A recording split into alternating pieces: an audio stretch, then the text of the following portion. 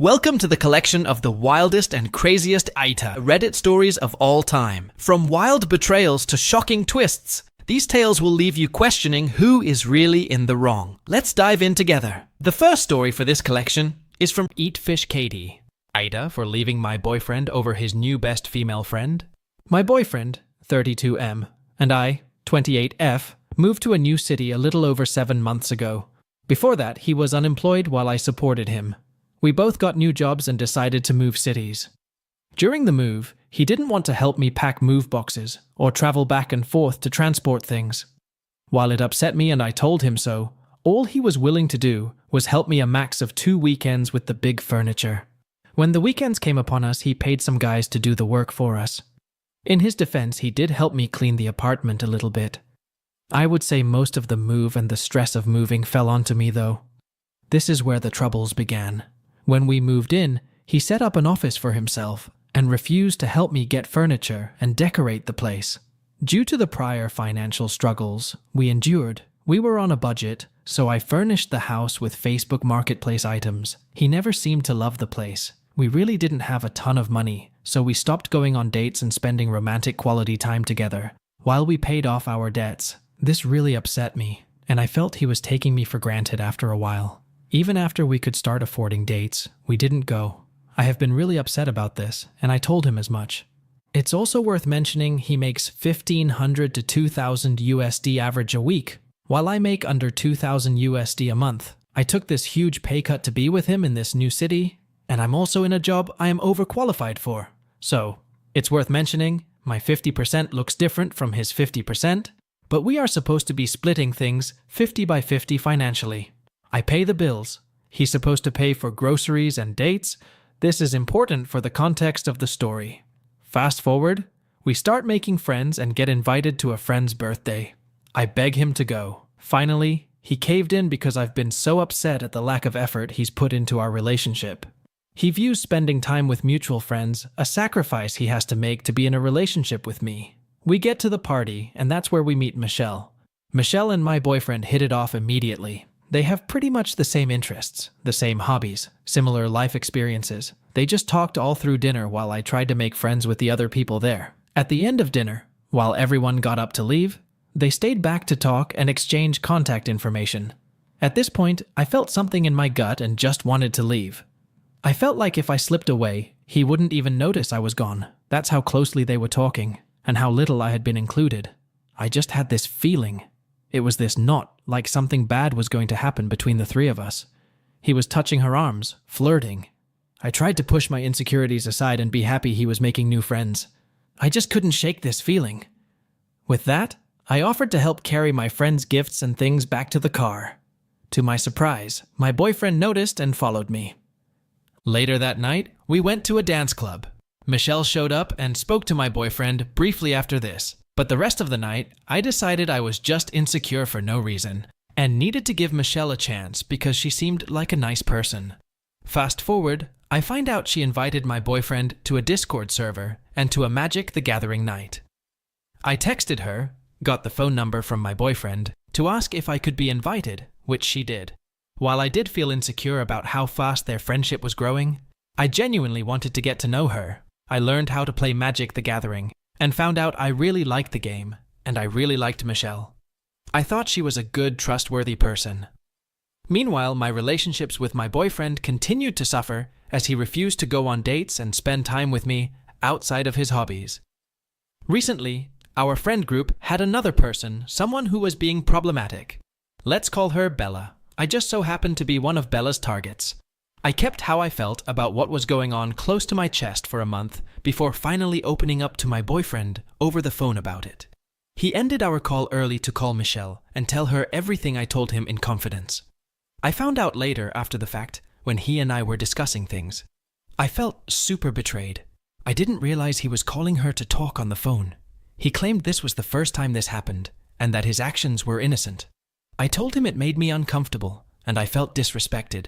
When I brought it up to him, he agreed we needed to work on things between us and start going on dates again, which never happened. Then, 3 weeks ago, Michelle asked him to watch her dogs. She gave him her house key and they both neglected to tell me about it until I caught him leaving to go to her place one day. He had the house key for several days before she left.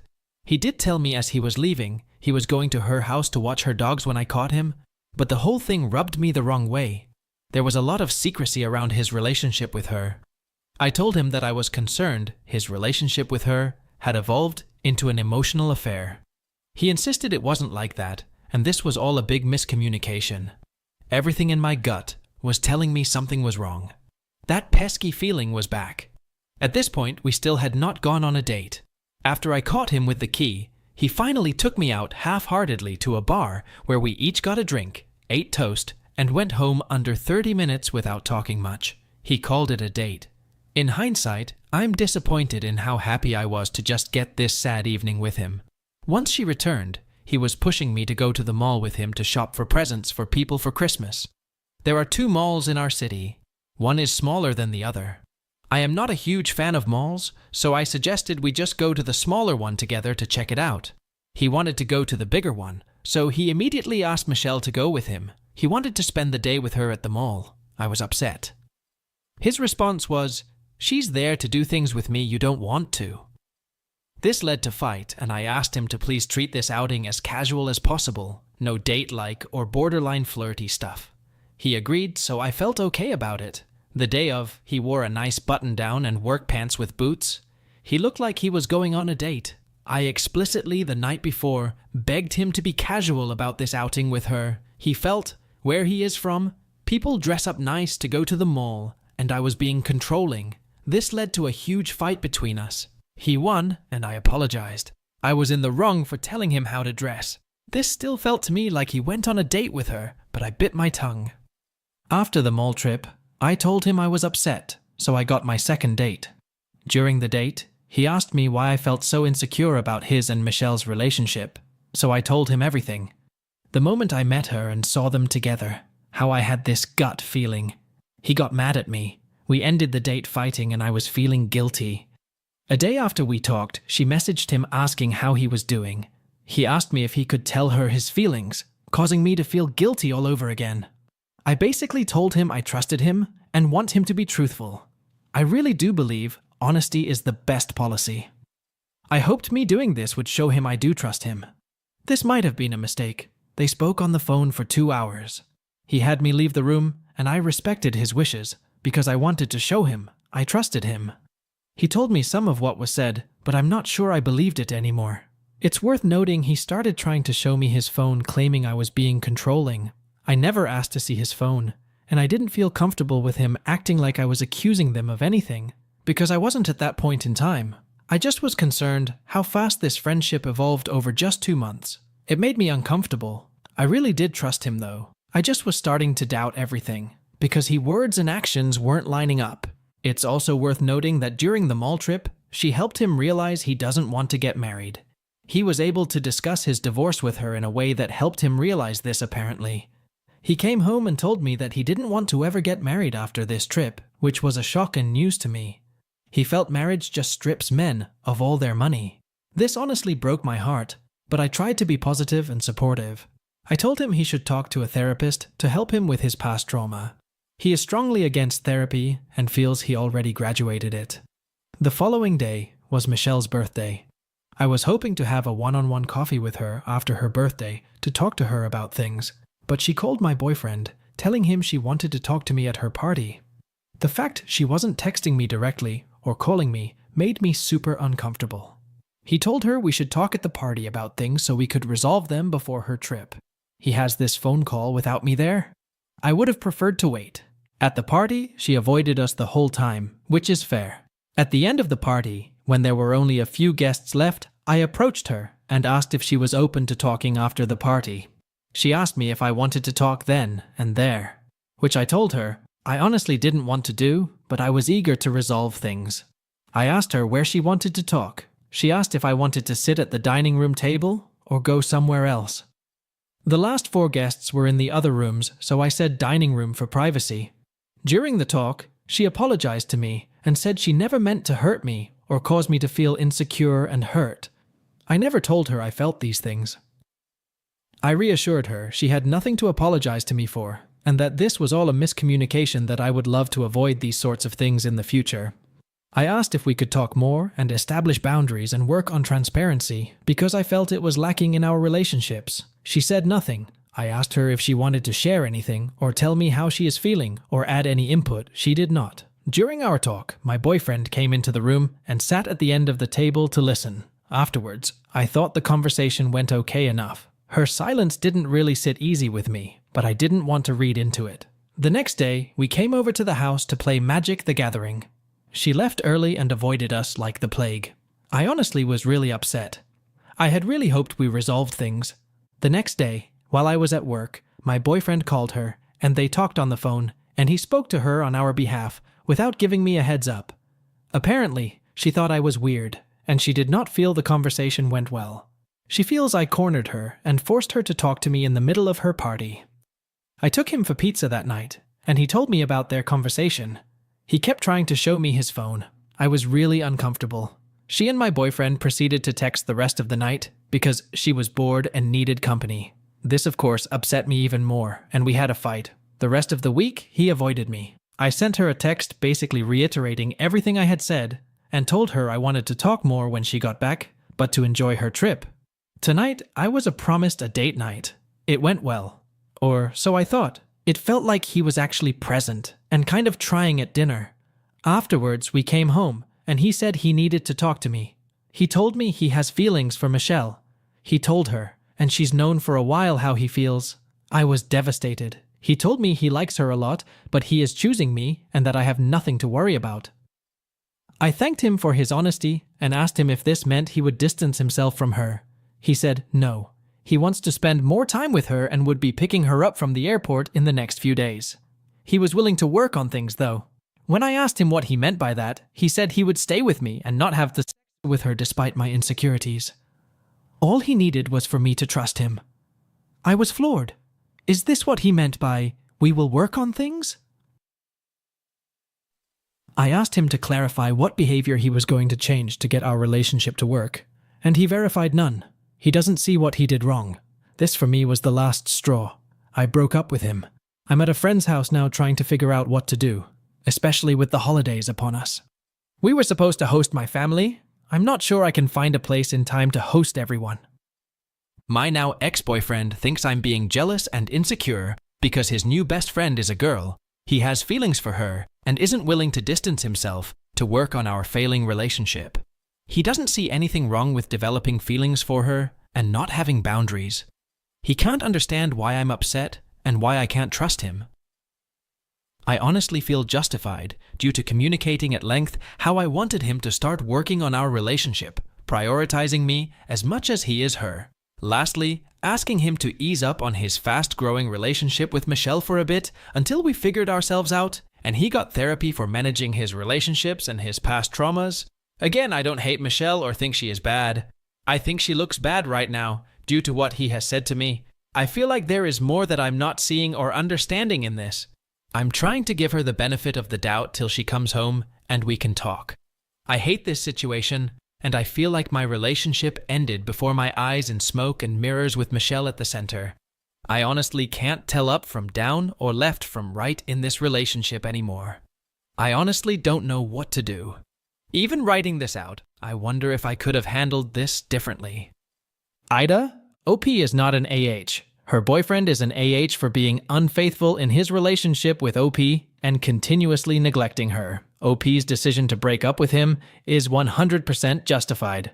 As for scores, I would rate OP's boyfriend 3.5 out of 5, and OP stands at 0.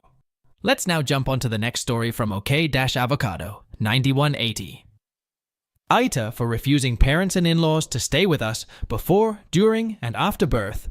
I, 34F, and my husband, 40M, are finally expecting our first child, after a few miscarriages and a lot of complications, pain, and issues with endometriosis.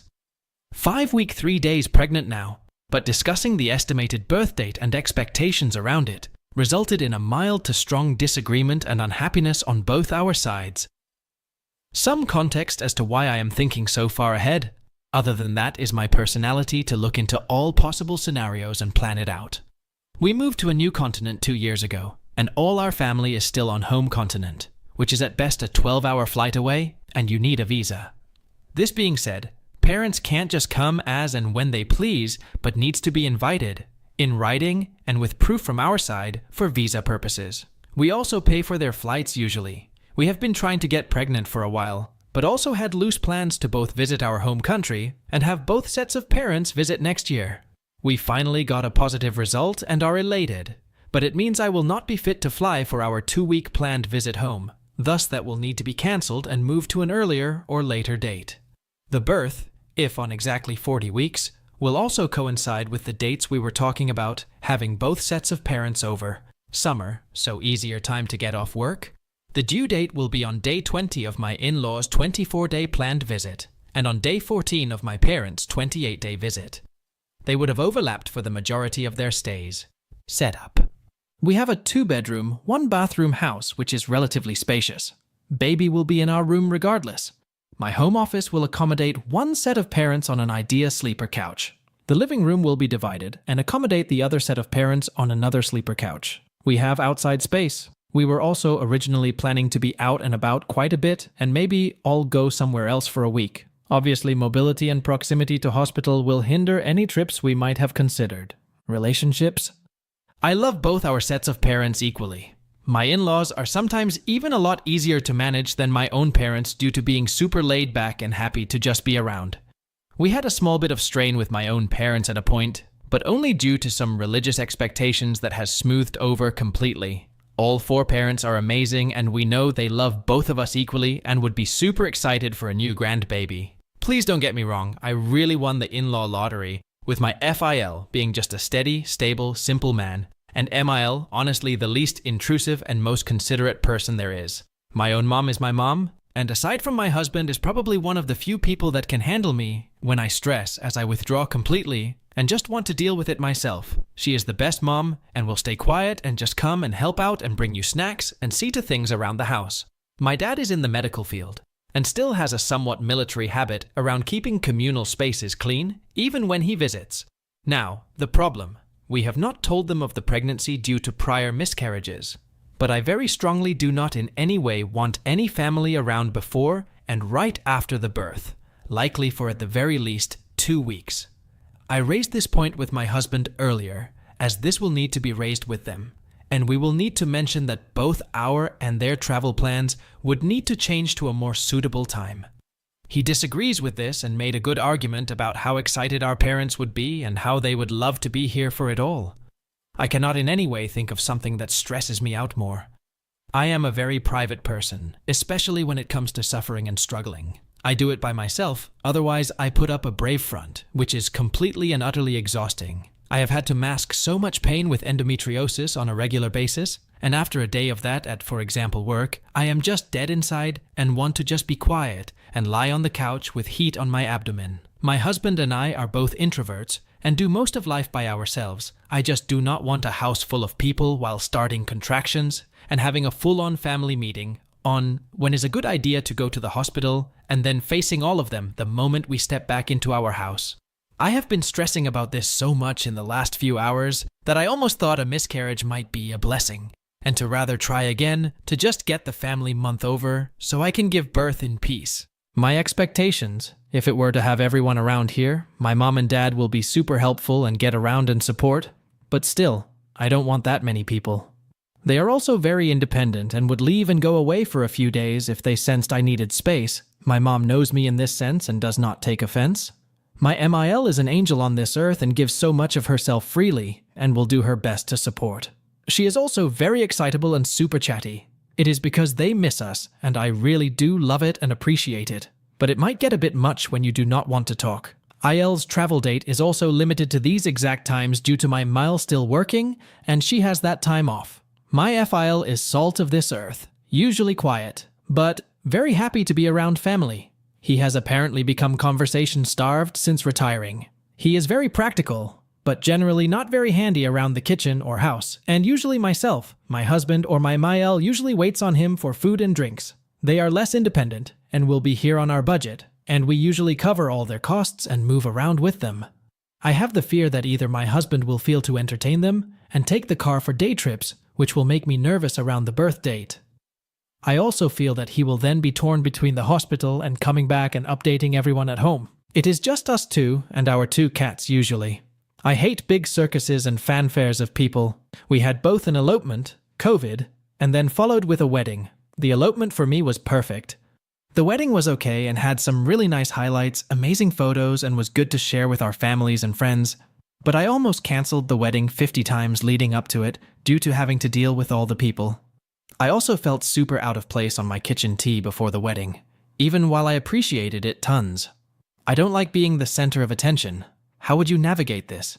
I don't want to be insensitive, but I really do not want people around during that time. My parents, I think, will definitely understand and give us the space, but my husband seems to feel quite strongly that his parents would love it and that it would be special. It would definitely be a little bit driven by the fact that his mom's holiday would work best during that time. Thank you all. OP is not an AH here. She just wants privacy for which she has every right. She is not against her parents and in-laws, just wants space. So, she is not an AH here. OP's husband, wish that his parents be with him, is okay. But not at this time when his wife need privacy.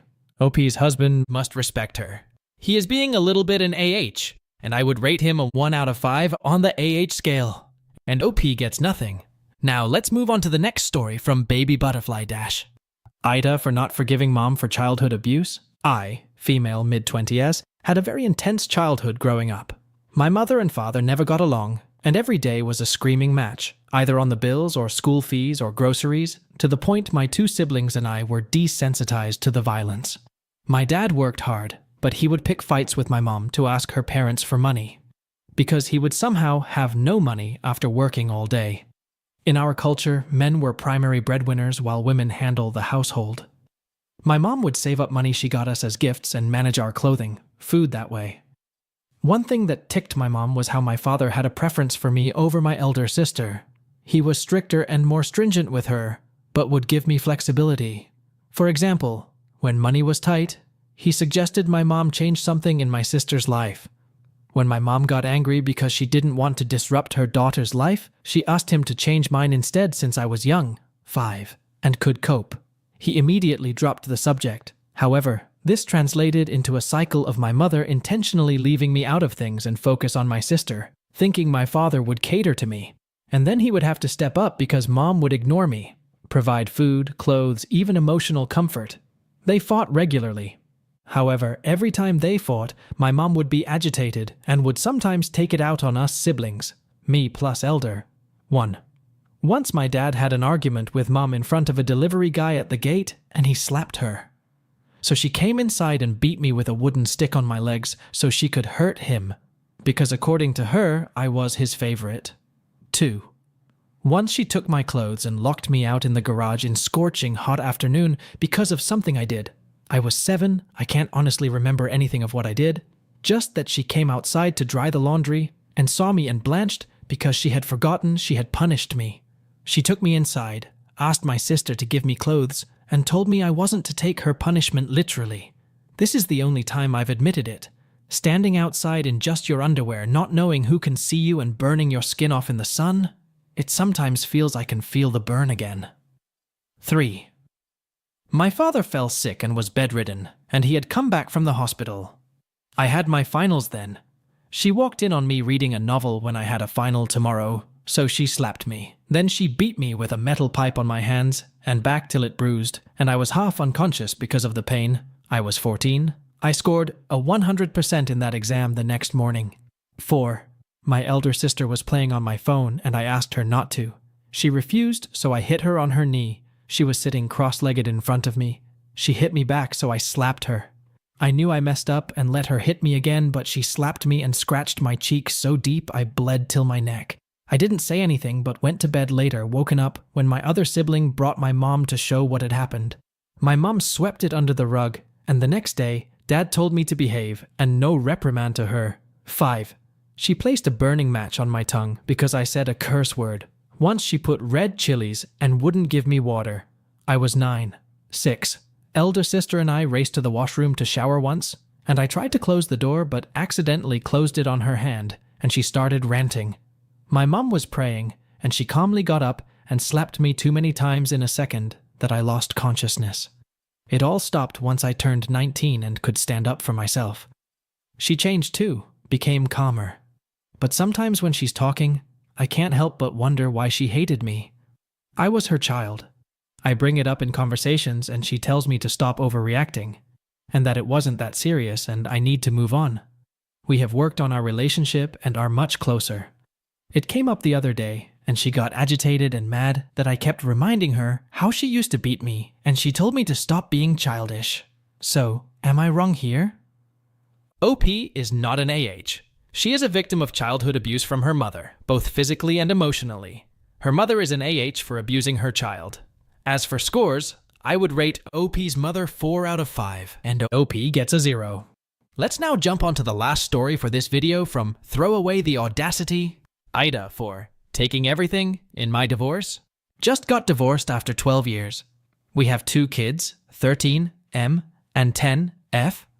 I initiated the divorce, and he is still not happy with it, and tried to pressure me into staying for the kids, even though I had been doing that for years, even though it was destroying me mentally.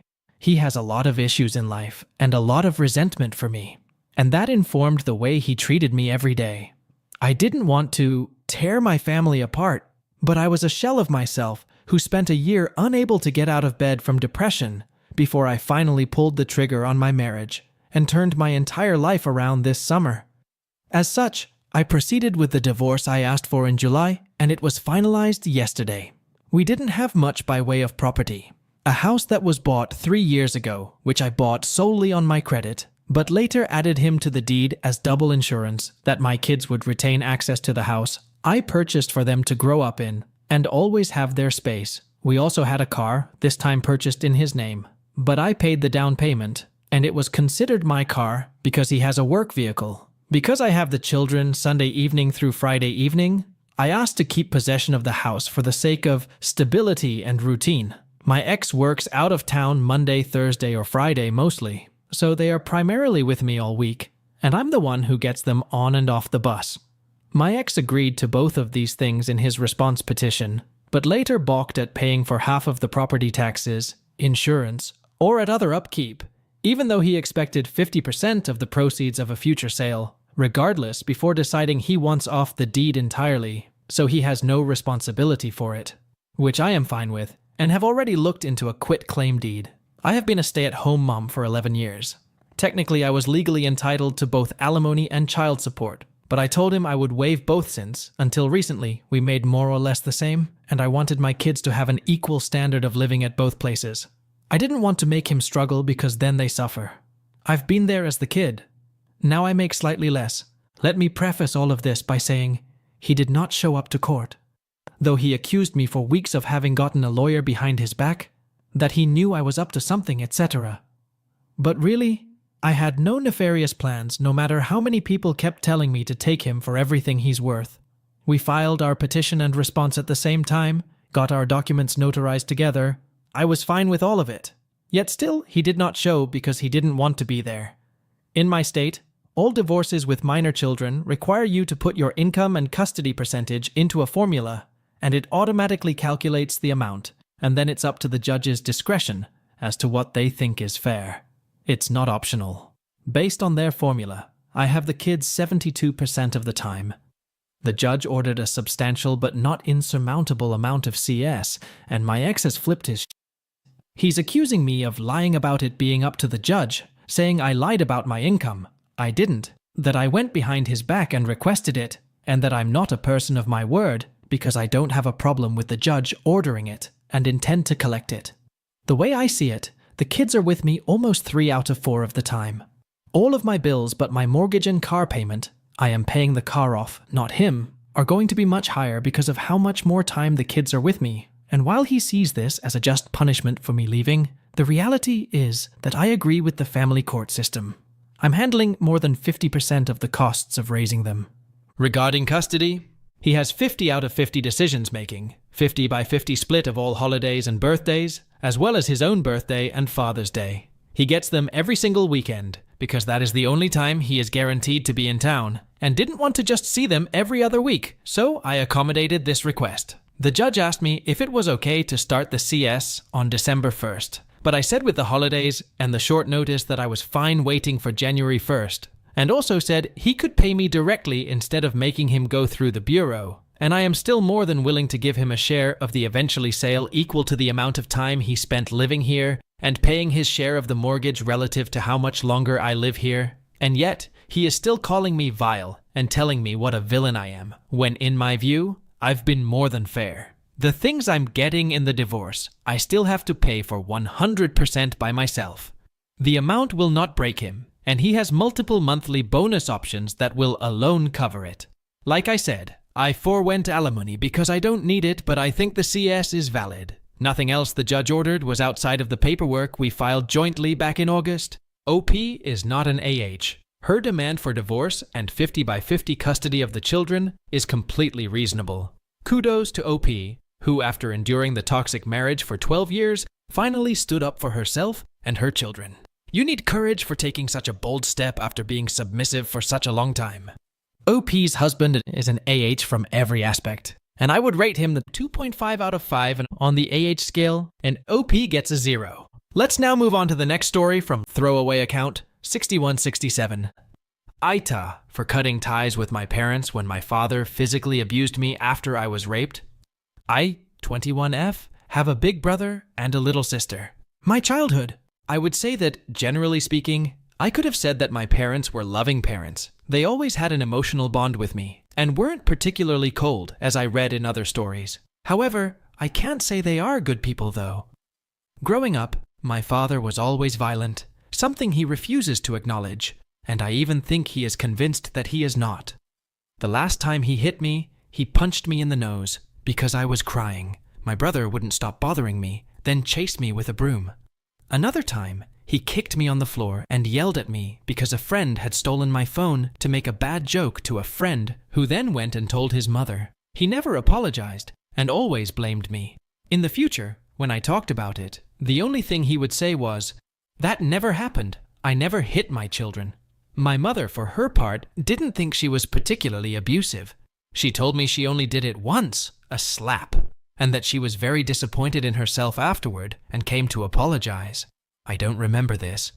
She was present almost every time I got hit, and if she wasn't there when I was slammed against the wall because I forgot to say hello to my father, or my cheek was red because I got slapped for getting a 10 out of 20, she saw it from the marks or my father talked to her about it in front of me. She rarely said anything. I admit that only my father hit me, but logically, when I'm on the ground, I close my eyes and curl up. In my memories, she also hit me, but there's always the possibility that I'm mistaken. I also want to clarify that I remember my dad throwing an office chair at my mom during my childhood. I remember it because the hole made in the wall of that room was never patched up. My brother was also beaten, and so was my sister, much less than us. But she's definitely been thrown into a cold shower, hit with a book, and slapped for sure in my memories. They were also concerned about my appearance and my weight. My first memory is of me, at 8 years old, eating chips during a picnic, and my mother telling me, "Stop eating that. You're going to become a fat cow, and nobody likes fat little girls." To clarify, my father was obese until recently, and my mother has always been fairly thin. I was always either too fat or too thin for their tastes. One of my most vivid memories was when I went running with my father to try to improve my relationship with him, and during the run, he told me, "You need to realize you're just crap. That's how you'll lose weight." I weighed 187 pounds at 5 inch 11 feet, and I didn't want to lose weight. I fell into anorexia from age 14 to 19. Because of my body type, you couldn't really see the difference despite a 50-pound weight loss. Part 2. The beginning of the problems. In March 2020, I was assaulted. When I returned from a school trip, my parents were on their own trip in another country. My brother was in charge of the house and the animals with his wife, girlfriend at the time. One of his friends was invited. We'll call him Thomas. Thomas was 23 years old at the time. I was 16. This friend came into my room at night. I should clarify that I don't define this as it was essentially just touches, if you know what I mean. I should also mention that I lost memory of a large part of the incident. Anyway, I was frozen in place and didn't realize what had happened until my friend, to whom I had been talking because I felt bad about it, explained it to me. To this day, I still have trouble letting my husband touch my stomach. I didn't tell anyone except 2 of my friends and fell into severe depression. I was suicidal and self-harming. When I was about to commit the irreversible, just before, I had self-inflicted injuries and, with the endorphins, decided to talk to my mother before doing it. I didn't want to take this secret to my grave. Initially, she was understanding and asked me if I wanted to press charges. I felt supported. The next evening, my parents called me to their room and told me they didn't believe me, that I was lying, and that neither them nor my brother, whom they had informed without my permission, believed me. They had talked to my attacker, and he totally said it was false, and that he had only touched my chest, as if even that was acceptable. Then, strangely, they asked me what I wanted to do with my future. I lied in my response, because I didn't really want to live, as you can understand. Then they asked me the truth, and I broke down. I told them that I really wanted to die, and that I wasn't okay. They screamed at me that I was lying. I showed them my arms, crying, to prove I wasn't lying. My father just yelled at me, telling me to go kill myself if that's what I wanted, throwing medication at me. I then ran away from home. In hindsight, not the best idea, since I live in the countryside and wasn't going to get far. I went to my neighbor, told her what was happening. My mother came to pick me up and took me to the hospital. I already had a psychiatric file because my mother had taken me secretly without my father knowing. I was taken to a psychiatric hospital where I could get treated and have more psychological follow-up. I was diagnosed with chronic depression, anxiety, and a possibility of autism. I hadn't been tested. It was just the psychiatrist's opinion based on my behavior. It was also mentioned in my file that I was hypersensitive, if that helps to understand anything. When I was discharged, my family came to pick me up and brought me back home. I was punished for ruining the family. I wasn't allowed to go out, no phone, no sports. I would say that for a long time, I mostly felt ignored by my parents. I'm not saying I was a model child. I lied like many children do, never anything really serious, and I made some mistakes. I won't mention anything extraordinary. I never stole or fought with anyone.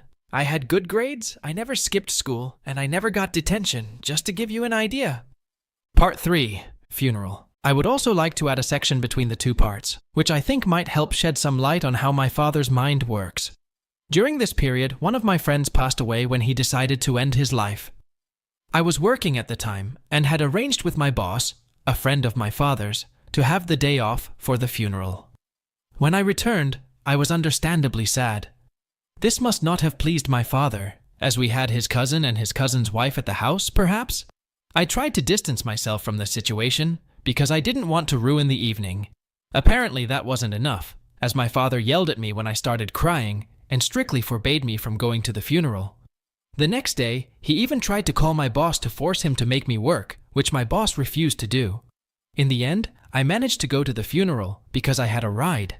An hour after the funeral, my brother called to tell us he had proposed to his girlfriend. And I got a comment about how I wasn't emotional enough about the news. I congratulated them, saying I was happy for them, but I sadly had no more tears left to cry with joy. Part 4. Higher education. After the lockdown and graduating, I went on to pursue my studies. I no longer lived at home, so there's nothing remarkable to mention. At the end of my first year, I quit because it wasn't what I wanted to do later in life. After several arguments with my parents, they realized it wasn't going to change anything, as I was already an adult, 18 years old. I should mention that towards the end of my studies, I converted to a religion different from the one I was born into. My parents are non-practicing Christians. Shortly after thinking about converting, I met my husband, who was part of that religion and helped me learn more. My decision was made. I didn't tell my parents because they are racist and have a huge problem with this religion.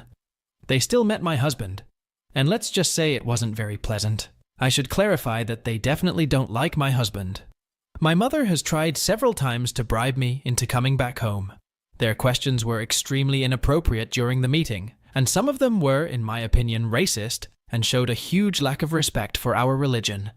I know that my parents and the rest of my family disapprove of my choice 100% in this regard, but well, I am not them. I should also clarify that we are only married in the eyes of our religion. We've been together for 3 years, and for now, we are not married legally due to lack of money, but hopefully soon.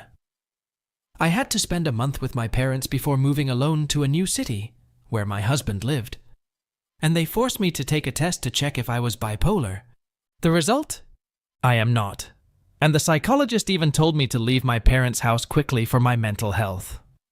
Part 5. My brother's wedding. 2 years later, my brother gets married. When the messenger group was created, I saw that one person in the group was blocked by me. Yes, you read that right. My brother had invited my attacker. After thinking it over, I told him that either my boyfriend would come with me and I wouldn't touch his guest list, or either my attacker or I had to be uninvited.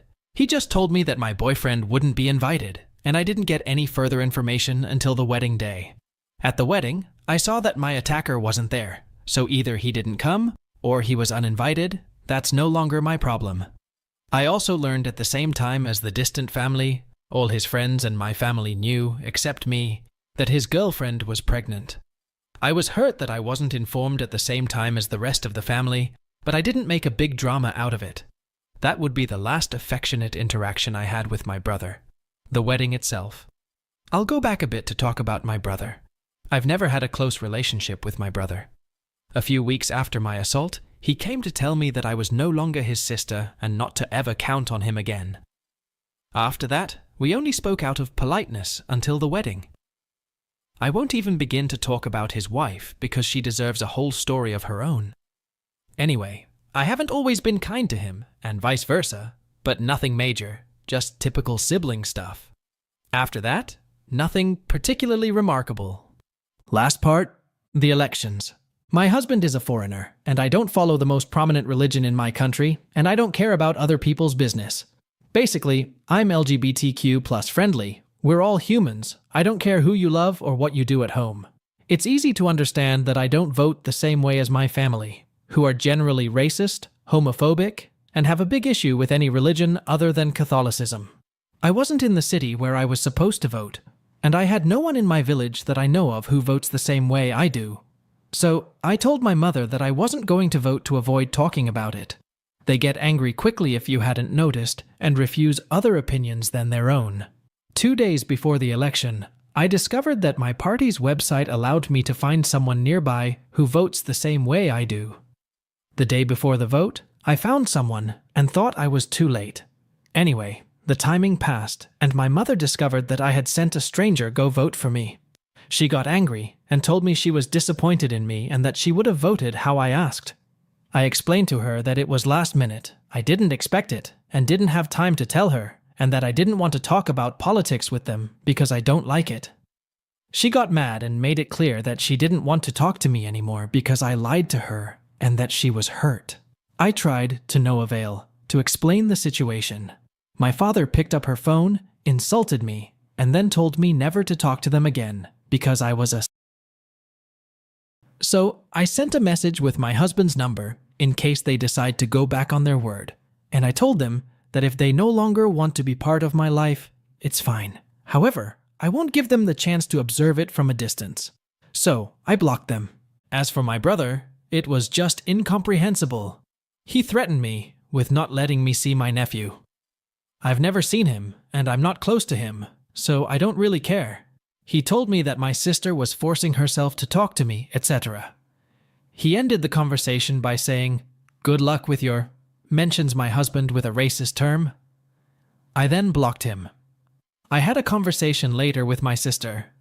It led nowhere, to be honest. I just decided to block her. First, because I know my parents will force her to look at my Instagram and everything. Second, because I told her about my conversion in trust, and she went and told the rest of the family. My sister and I were always very, very close before. I would have given my life for her. I loved her with all my heart, and I'd say that even though I knew one day I'd have to block my parents, I thought it would happen even sooner than this TBH. But losing my sister was a pain I never thought I would feel. Cutting contact with my mother was also very difficult. It had been a few years now that I hadn't spoken much to my father, but I would call my mother at least once every 2 weeks, and it hurt me deeply. And I know she's sad and heartbroken to have lost her daughter, and I have a hard time forgiving myself for that.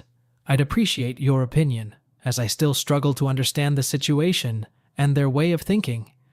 Maybe from my perspective, it doesn't make sense, but perhaps it does from their side.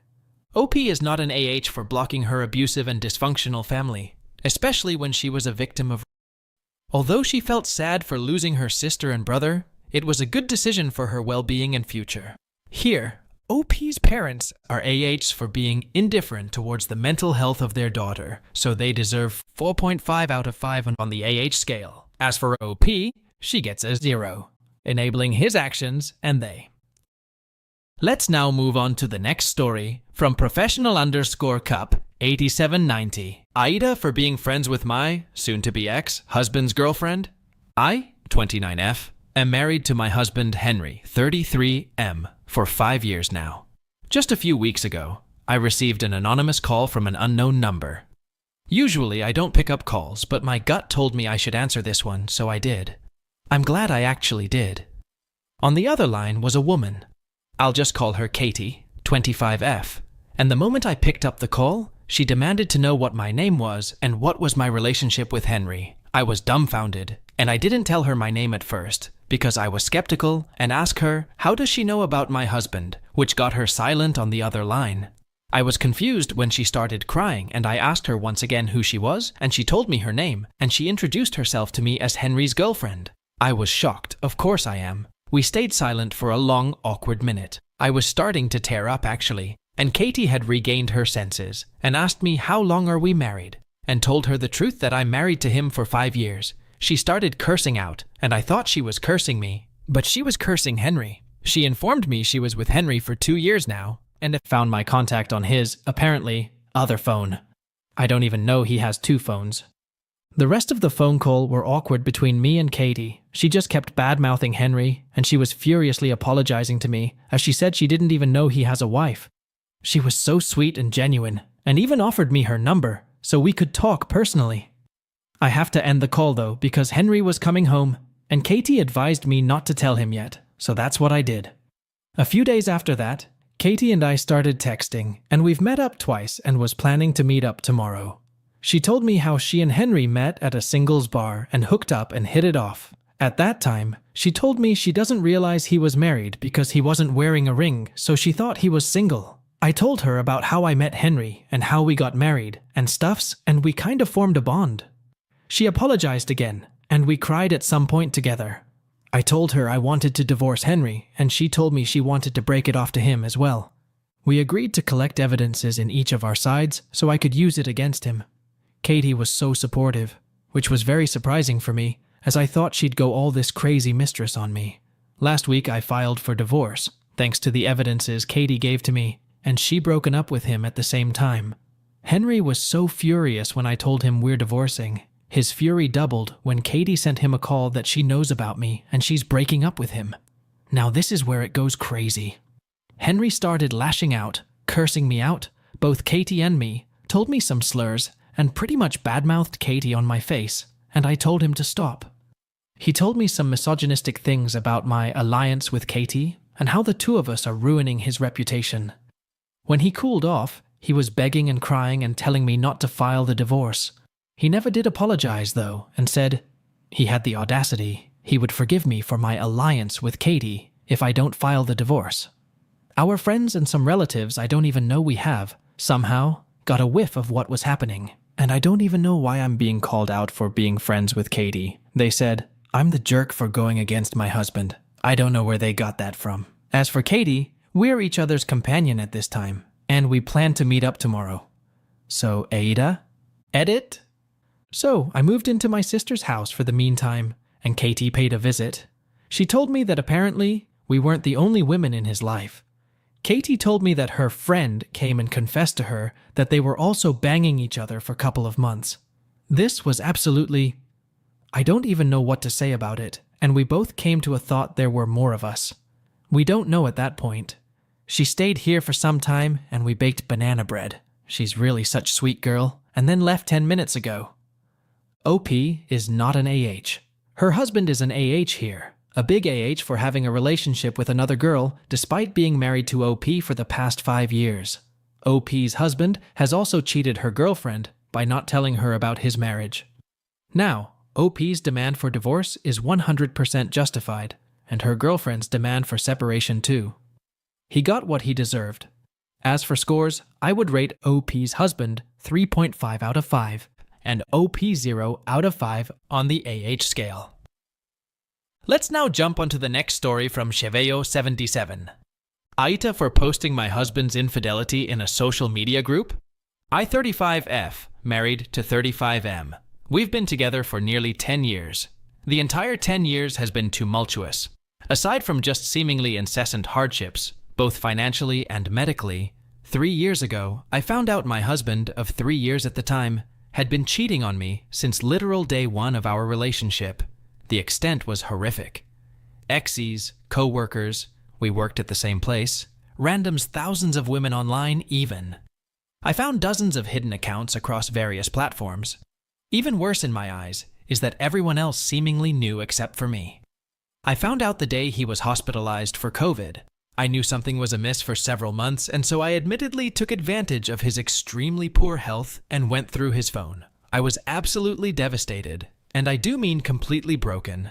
I had seen little things here and there like inappropriate messages, but for one reason or another, it didn't affect me as much as this time did. Despite this, I helped him get better in the hospital because the nurses couldn't make him be compliant. But he'd listened to me, and our kids didn't need to lose their father. Eventually, he got to come home, and it would be several months before he'd actually fully recover.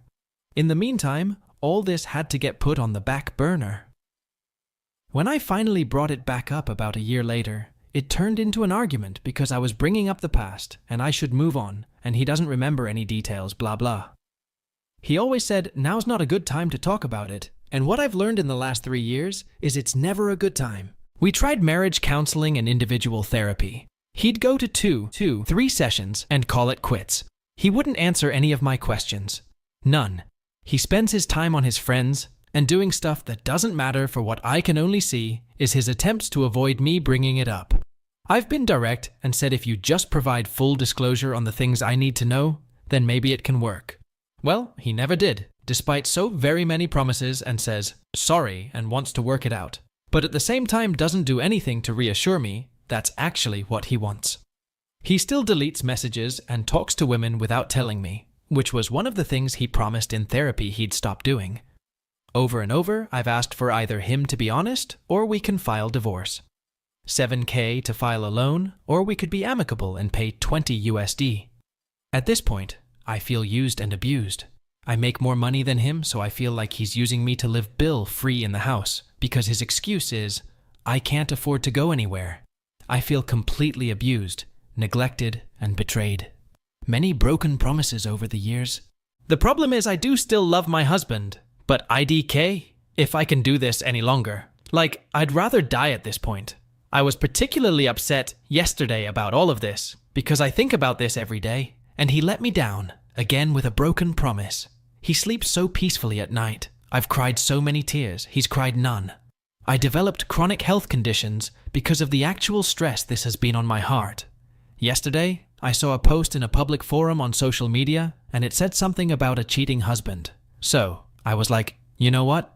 I think other women deserve to know. So, I shared the minimal. He cheated on me constantly for X years through some big life experiences. I also included that I don't think he is now, but it doesn't really change how those years affected me. What I didn't know is that he had co-workers in that forum. The 2 I saw said they wouldn't say anything. He works in a department where this may affect him negatively, I think. I honestly didn't think about that because I didn't disclose his full name, but I did post a picture, albeit a bit blurry. You can still tell it's him. I even checked to see if any of his family was in the chat to avoid more family drama. I thought it would be safe. As hurt as I've been, I don't want to compromise his job. He loves his job and is good at it. I only wanted other women to know so they could avoid this heartache, and I wanted to know if there was anything still going on, which I learned he reached out to a female suggestively, and has with several in the last 3 years. His sister, who I have blocked on everything because we are both NC with her, or I thought we both were, somehow saw my post and told him about it. Obviously, he was upset and told me he's looking for other jobs now, and that I don't understand what you've done. He didn't lose his job today. Given all the lies and manipulation over the years, I fear this is just another tactic to be the victim, but out of precaution, I deleted my post, without him asking me to. This was a severe lapse in judgment for me, and this is why I deleted it. I do feel bad, but I also think this secures the divorce I've been waiting for him to agree to, and hopefully he will remove himself from the house. He also tried to turn the table today to make our whole relationship all my fault, when all I've asked for is full disclosure and clarity so I could move on with my life. He also told me he put in a few applications elsewhere today because of me. I've never one time given any reason to think I've been unfaithful, and I have been completely loyal to him since day one. In closing, I do feel bad, especially if it comes down to him needing a new place to work. I feel like the AH right now. AITA? ETA? I know he doesn't need to agree to a divorce, but he's also told me he will make this as long and drawn out as possible, and I can't afford 7 to 10K for a lawyer right now, which is why this hasn't been done yet. OP is not an AH for exposing her unfaithful husband to everyone who cheated on her repeatedly and ignored their relationship, and above all, emotionally abused his wife. OP's demanding divorce is 100% justified, and OP's husband deserved to be publicly humiliated. So I would rate him 3.5 out of 5 on the AH scale, and OP did nothing wrong. Hence, she stands at 0. Let's now jump onto the last story from Maximus Reb Rice. AITA, if I turned off phone on my birthday to avoid birthday messages? I hate my birthday, but I have good reason for it. Whenever my birth month comes around, I get physically ill, have bad thoughts, depressed, and just not feeling like myself. This has been the case since I was 7. Well, my 24th is coming up, and I'm already feeling horrible. Nausea, headaches, the works. I haven't been to therapy, but I've done research as to why I feel this way, and why I'm affected so negatively. Nothing concrete. Everything from stupid astrological theories to a possible brain tumor. I honestly just wish everyone, including me, would forget it. But knowing my friends and family, as much as I love them, they won't leave me alone about it. I just wish I could disappear for the month. But then people would be worried, so I thought, how about I just turn my phone off the day of? Would it help me? Maybe, maybe not. But at least I won't have to get birthday messages. Before anyone asks, no, I don't hate anyone else's birthday, just mine. I don't feel sick with everyone else's birthday. In fact, I have a blast celebrating their birthdays. While I appreciate presents, it doesn't make me feel any better. To wrap it all up, I want to try to just disappear as much as possible on my birthday, but don't want to be an asshole about it. Update. Hello again. To give quick context to those that are only just happening upon this post, I hate my birthday because I get physically sick and depressed every time it comes around since I was 7. Some of you told me that I should do some digging into my past and see if there was anything traumatic that happened that could have caused this. It seems that you were right. While I didn't repress these memories, I never pieced them together as being the cause of my birthday sickness. When I was 6 on the month of November, my birth month, I was on the bus on my way home from school, and I was chatting with a 5th grader sitting on the other seat across from me. I can't recall what we were talking about, but I do remember this weird look in his eye that creeped me out. Then he lunged at me and proceeded to try and strangle me to death. I was kicking, punching, and trying to get out of his grasp, but wasn't able to, because he was much stronger than me. It felt like hours, but in reality was maybe 8 to 10 minutes. And the bus driver who noticed the commotion slammed the brakes on the bus, and she ran to the back where we were and had to physically pull him off of me. I ran off the bus and all the way home, terrified, crying, and so confused. Thankfully, I was in my neighborhood and made it home okay. The next, my parents take me to school to talk to the principal about the incident. She explained that despite the situation, a smaller 1st grader being literally strangled by a larger 5th grader, I was a part of a fight, which basically meant I was being suspended. Thankfully, I only got 2 days of suspension, while the other kid got 5. But it still made me feel like I was being punished for being attacked. Turns out the kid was really messed up in the head and was expelled months later for a similar incident. I still flinch and get anxiety whenever people, even girlfriends, touch my neck. Cut to a year later on November, my mother was involved in a hit and run. My mother was the runner, and she panicked after hitting a girl my age at that time. Now I must make this very clear. My mom, as much as I love her, is a fool.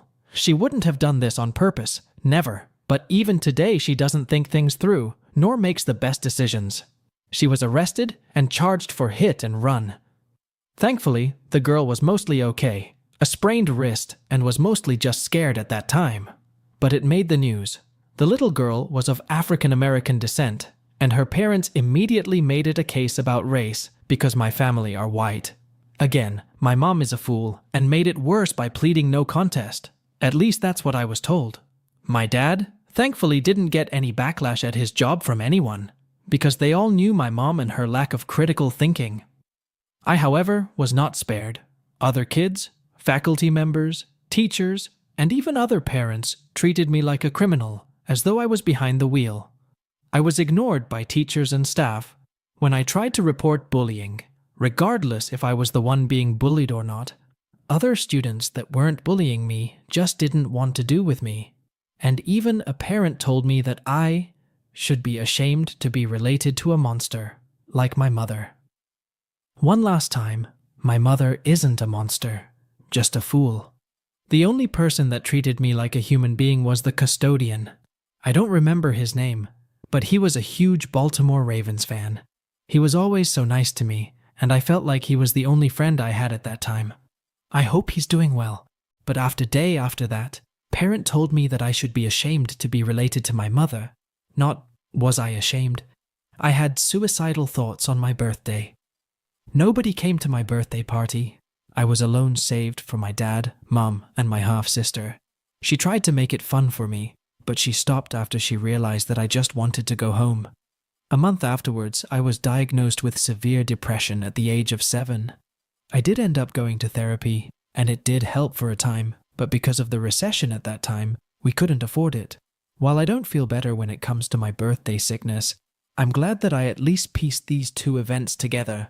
I don't hold malice to anyone about anything that had happened to me, not even the kid that tried to kill me, or the mum that told me that I should be ashamed. There's no point in it. I hope that kid got some help, and I hope that girl and her family are doing okay. All in all, I wish I could just forget my birthday altogether, and just enjoy a November without feeling sick or depressed. Can't have everything. OP is not an AH for setting his boundaries. If he wants to switch off his phone on his birthday, it does not seem like anything bad. He has every right to do what he wants. OP's parents should try to understand this situation. As for the AH scale rating, I would give OP's parents 2.5 out of 5, and OP 0 out of 5 on the AH scale. What do the Mac Reddit fans think? Is the OP an AH or not? Let me know in the comment section below. If you like the stories I brought you, just hit the like button, share them as much as you can, and don't forget to subscribe to Mac Reddit for a daily dose. Bye bye. See you tomorrow with some more spicy fries.